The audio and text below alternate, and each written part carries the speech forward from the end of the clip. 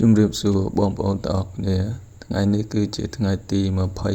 22ខែ8ឆ្នាំ2026ហើយនៅថ្ងៃនេះដែរគឺជាថ្ងៃចុងសប្តាហ៍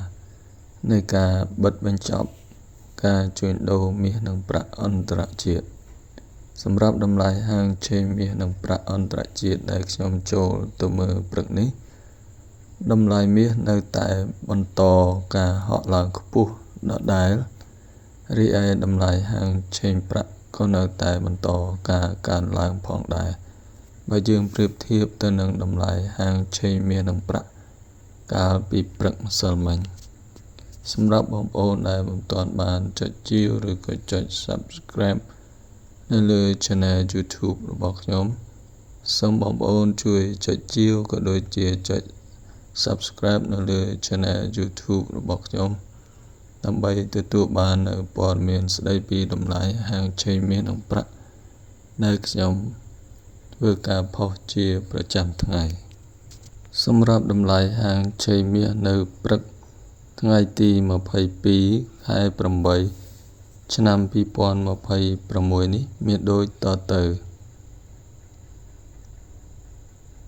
1អោនតម្លៃ$4,602 1G តម្លៃ$554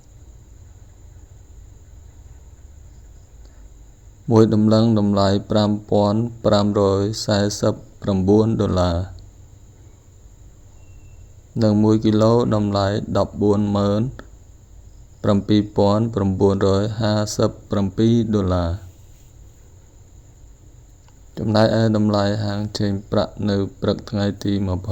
22ខែ8ឆ្នាំ2026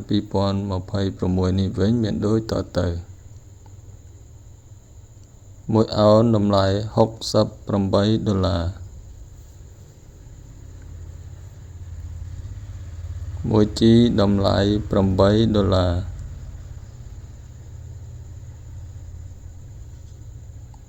1តម្លឹងតម្លៃ$83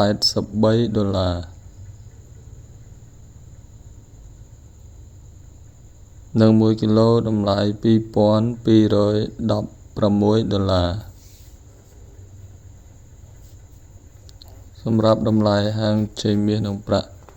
ដែលខ្ញុំបានជម្រាបជូនបងប្អូនអំបញ្ញមិញនេះចប់តែប៉ុណ្ណេះអរគុណបងប្អូនទាំងអស់គ្នាដែលបានទស្សនានិងតាមដានយកចិត្តទុកដាក់ស្ដាប់នៅការរៀបរាប់របស់ខ្ញុំតាំងពីដើមរហូតមកដល់